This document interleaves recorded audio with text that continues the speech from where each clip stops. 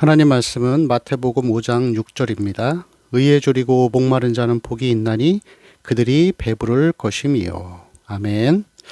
자, 오늘은 이 팔복의 네 번째 복인 의에 줄이고 목마른 자의 복이라고 할 수 있습니다.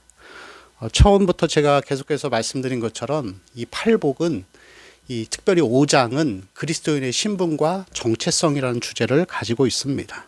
그래서 우리가 팔복을 지켜야 하나님의 사람이 되는 것이 아니라 구원받았기 때문에, 이미 과거에 구원을 받았기 때문에 우리는 팔복과 같은 삶을 살아가고 있다. 그래서 이것은 구원의 증거입니다.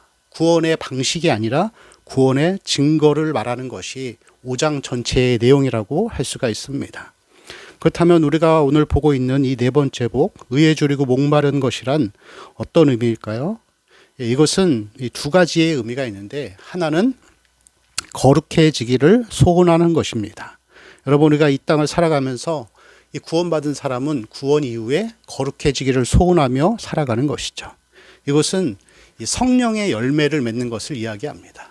성령의 은사와 보통 성령의 열매가 있는데, 성령의 은사는 하나님이 그냥 선물로 주시는 겁니다.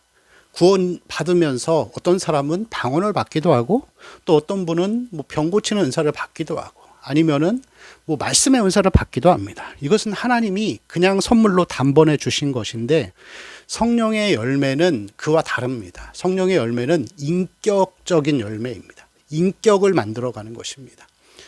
그래서 충성과 온유와 절제와 사랑과 희락과 이러한 이 성령의 열매들은 한순간에 주어지는 은사와는 다르게 구원받은 이후에 평생에 걸쳐서 우리가 이 팔복과 같은 삶을 살아갈 때 만들어지는 복이라고 할 수 있죠. 이것을 거룩한 삶, 구원의 현재적인 삶, 그리고 성화라고 이야기를 하고, 이것은 구원의 증거라고 할 수가 있습니다. 여러분, 구원은 사실 세 가지로 나누어져 있습니다. 이 첫 번째, 과거, 현재, 미래 구원입니다. 이 산상수훈의 5장, 6장, 7장의 내용과 같이 과거, 현재, 미래인데, 우리는 과거 어느 시점에 구원을 받았어요. 여러분, 다 구원을 받았으면은 이 구원은 날 때부터 된 것이 아니라, 모태신앙으로 출발하는 게 아니라 어느 순간 인생을 살다가 하나님을 인격적으로 만나야지만이 그게 여러분 과거 구원이 되는 것입니다. 이 과거 구원을 받은 사람은 현재 구원도 받습니다. 거룩해지는 삶을 이야기하는 것이죠. 그리고 이 거룩해지는 삶을 사는 자는 마지막 하나님의 나라 영화를 소망하며 살아가게 되어 있습니다.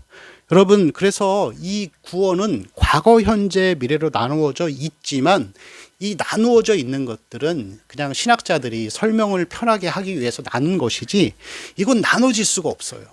그래서 구원받은 사람은 거룩한 삶을 소망하게 되어 있어요. 그리고 거룩한 삶을 소망해 본 사람들은 하나님 나라를 소망하게 되어 있어요. 그래서 여러분, 구원 받았는데 거룩한 삶이 없다? 좀 생각해 봐야 됩니다. 자신이 진짜 하나님의 사람이 맞는지, 과거 내가 하나님을 만났는데 그게 정말로 여러분 진짜 만난 건지, 아니면 잠시 감동을 받은 것인지, 그런 차이점도 한번 생각해 봐야 하는 것이죠. 구원받은 사람은 거룩해지기를 소망합니다. 때로는 넘어지고 실패하고 좌절하고, 또 잠깐 또 이 믿음의 삶을 포기할 때도 있지만 다시 본자리로 하나님이 돌려놓습니다. 왜 그렇죠? 우리 안에 성령이 계시잖아요. 성령께서 가만히 계신 분이 아닙니다. 항상 이 거룩의 길로 우리를 항상 가져다 놓으신다는 것이죠. 그래서 우리의 삶이 항상 이 거룩한 삶, 이 의에 줄이고 목마른 삶이 있는지를 또 한번 잘 살펴봐야 할 줄로 믿습니다. 근데 여러분, 우리가 이렇게 거룩의 삶을 살기 시작하면 우리 안에 있는 죄와 은혜가 서로 지배하려고 서로 충돌하면서 싸우기 시작합니다.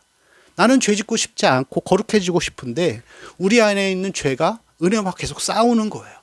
한쪽으로는 죄로 끌려가려고 하고, 우리는 성령을 따라 거룩으로 가려고 하는데, 그러면서 이 로마서 7장에 나오는 사도 바울의 고백과 같이 그렇게 지고 있는 자기 자신을 보면서 나는 곤고한 사람이로다, 이 사망의 몸에서 누가 나를 건져내랴, 이 고백이 있어요.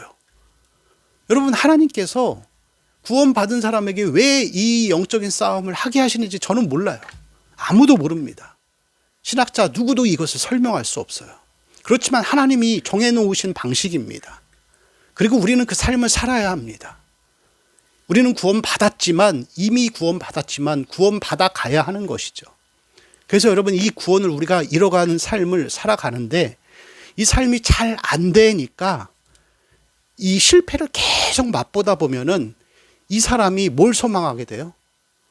완전한 하나님의 나라, 죄가 없는 나라, 그 나라를 소망하게 됩니다. 당연한 결과예요. 하나님 나라를 소망하지 않는다? 거룩한 삶이 없다? 처음부터 다시 시작해요. 교회만 다닌다고 천국 가는 게 아닙니다. 구원의 증거가 있냐를 항상 우리는 기억해야 할 줄로 믿습니다. 두 번째, 이 의에 줄이고 목마른 것에 대한 개념은, 정의는 궁핍의식이라고 할 수 있습니다.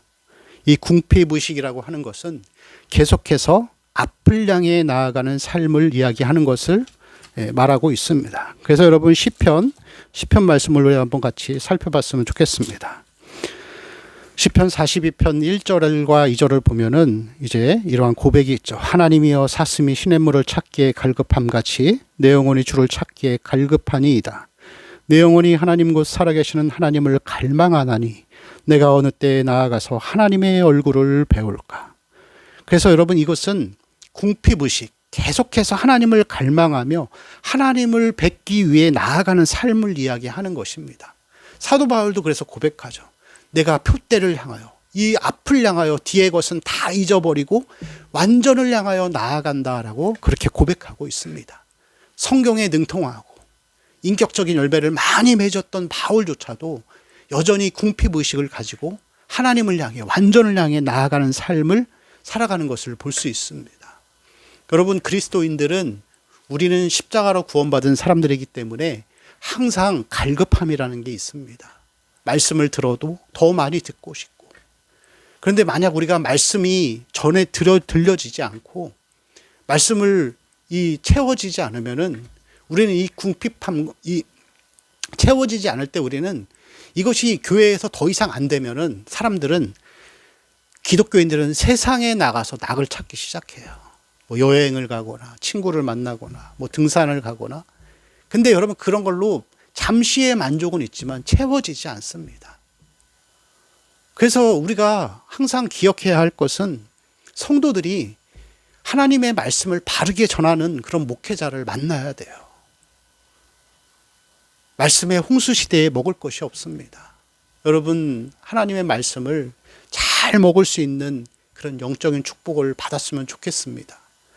정말 하나님께서 귀하게 사랑하시는 그러한 이 성도의 삶이 될 수 있도록, 우리가 이 말씀의 갈급함을 충분히 공급받을 수 있도록 그러한 이 공동체 안에서 살아가는 삶이 되어야 합니다.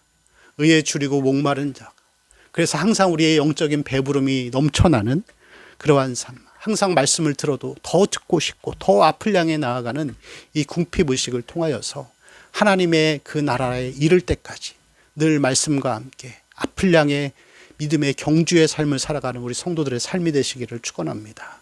기도하겠습니다. 거룩하신 하나님, 우리가 구원을 받았음에도 그 하나의 사실에 만족하고 멈춰져 있는 자들 되지 않게 하여 주옵소서. 거룩해지기를 소망하며 앞을 향하여 달려가며 내가 언제나 하나님을 배울까, 그 갈망함으로 살아갈 수 있는, 그리고 그러한 말씀을 공급해 줄 수 있는 그러한 공동체 가운데 속해지는 영적인 축복들을 허락하여 주시옵소서. 주께서 모든 성도들의 삶 가운데 은혜와 사랑으로 함께하여 주실 줄 믿사오며 우리 주 예수님의 이름으로 기도합니다. 아멘.